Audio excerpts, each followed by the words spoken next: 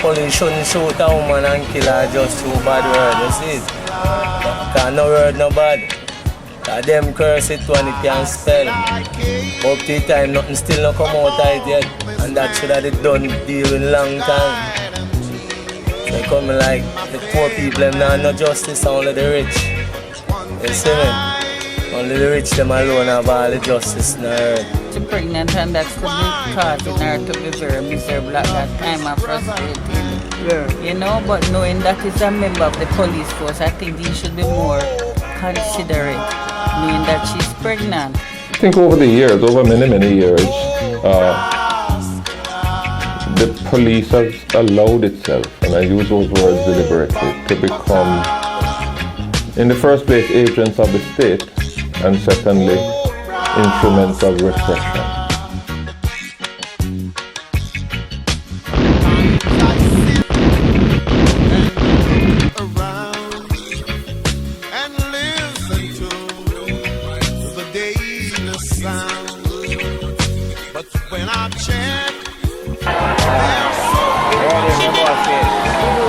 At the same time, another officer ran over, and when the other officer ran over,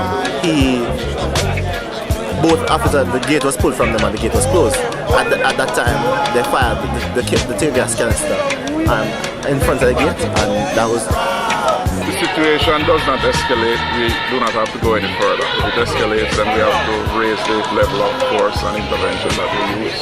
As it is now, we're monitoring. What might the maximum level be? I can't disclose that, can I? It's been so long, we need a change. So the shit's been... There is no policy of extrajudicial killings. The level, the number of killings at the hands of the police in Jamaica is so high that it has caused several international bodies to speak about how unsatisfactory are the circumstances in which persons are killed by the police in Jamaica. Several local organizations have said that, and the minister must be aware of it. This could not take place unless the leadership of the country, the political leadership of the country, is prepared to turn a blind eye to the intolerable levels of police killings. I therefore do not attach any sincerity to the statement by the minister that it is not part of the policy of the minister to condone such killings.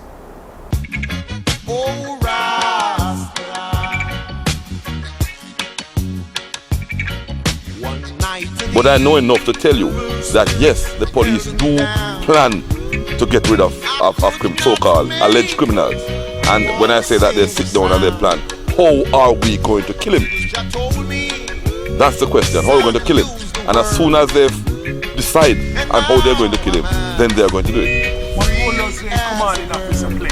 Well, the commanding officer is the one who plans the operation. In many instances, they lead the operation. And they might not be the ones firing the fatal bullets, but they are the ones who decide that a fatal bullet be fired. And by that I mean they plan the operation, they tell you, well, they get information. They are the ones who get the information, intelligence, the so-called intelligence. And they know when the man is at home, and they'll decide, no, get a group together, call a sergeant, somebody of a lesser rank, get a group together, we're going to go at point A. And they go there, and then there's usually some police officers who develop a reputation in the killing business, and these are usually the ones who are put up front to fire the actual shots.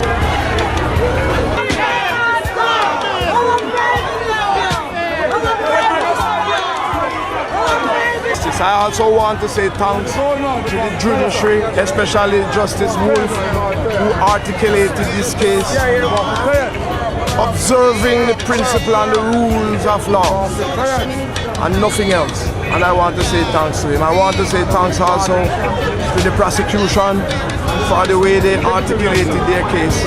It's my view that they were given a sieve to carry water, but they had to do what they had to do, the best they could have done it. I mean, I suppose the question could be asked whether where you have an extrajudicial killing, could it be said that that is a policy of the state and therefore in breach of constitutional guarantees given to citizens? And the problem with that kind of question is, of course, that it's almost impossible to prove unless you have explicit, articulate statements from ministers or organs of government to that effect, which you're not likely to have. It became the watchword of Shearer and the police. Shoot first and ask question later. Don't measure the distance between you and a criminal before you set them alight. It wasn't just a statement to the police. It was well known that this was the attitude of the government.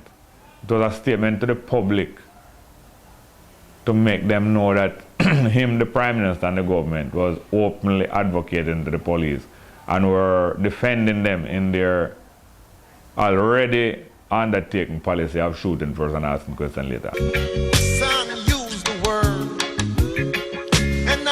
Because Prime Minister, by extension, when you allow the police to do it, the blood is on your hands. Emancipation Day, and we want the Prime Minister to know that what is going on must stop. Well, you heard that there's going to be an independent investigative agency. And my only comment to that, bring it on as quickly as possible.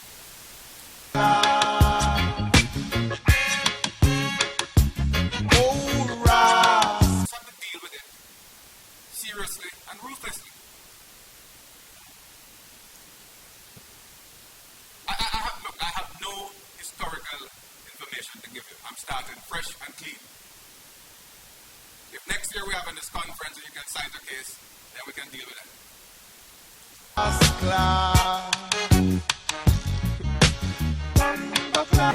And you expect this low marshal to come and flick a switch and stop it? What would you say to the police commissioner to make sure that something like this doesn't happen again? No, we need to have training and retraining of our security personnel out there. How do you feel about the police who shot you? Oh, I can't express that right now because I'm so angry. Every time I think about it, because what is hurting me, he admits it, and he's still in his job, he's still working, and I stopped working because of my condition, and I don't know if I'm going to walk again for life. So basically right now, my heart is filled with anger for that police. What kind of bad word you call? No, the word they say bad. But they say bumbo clad and ras clad. They word they can't spell, so they word they couldn't be bad. And police attack it too. And them say they're well trained. They might approach you. Hey, batty boy. Hey, boy, lead up this up. Go up on the wall for me, don't you hand. This. Wow. Right none of that man. Can't get to that man. Emphasis on image and on respect for human rights. It starts at the academy. It starts there, sadly. But once you leave the academy and get on the street, you see a completely different thing. And if you decide to maintain what you learned at the academy, then you're not going to be a very popular policeman. If you become Prime Minister, are you going to be a Prime Minister that speaks out when these things happen? Because people are criticizing the present Prime Minister for not saying anything when things like this happen. I think that to be fair, the present Prime Minister as Prime Minister, when he gives responsibilities. No, me don't cuss bad word. Me use African language. Me have a virgin then. A bumbo clad with me call him. And he call me Mr. Rasclad. We call that next virgin, the fruits man where they are, so. Mr. Pussy Clad. And there's nothing, it's just a joy. Even when we go up on the road, and my virgin they are sell. And me ride up and me say, Bumbo Clad. Everybody turn around and I look. But when them hear him answer them, and say, answer me now in return, and say, yes, Mr. Rasclad. I be here laughing, because they ask me why we do it, so we say, alright. Everybody take it as this. We say you have to get aggressive to use these words. But we don't see it so, we see it as just a normal word where joy and everything. So when we say, blessed love Mr. Bumbleclot, and he say, I Mr. Rasclot, I just a joy, like African words. Oh, Bumbleclot. Oh, Rasclot. Oh, Bumbleclot.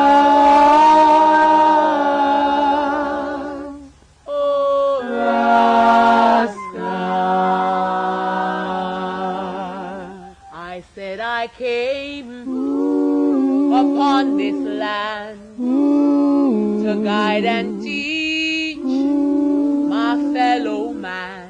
But what I don't can't overstand is why the police don't love them brother man. Oh, Bumbleclot. Oh, Rasclot.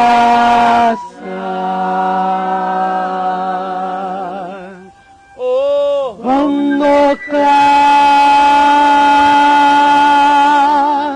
Oh, Rasclot. I said it's been so long. Oh, yes, we've changed.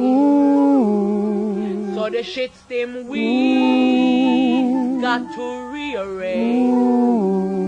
If there's obstacles in the road, we've got to throw them overboard. Oh, Bumbleclot.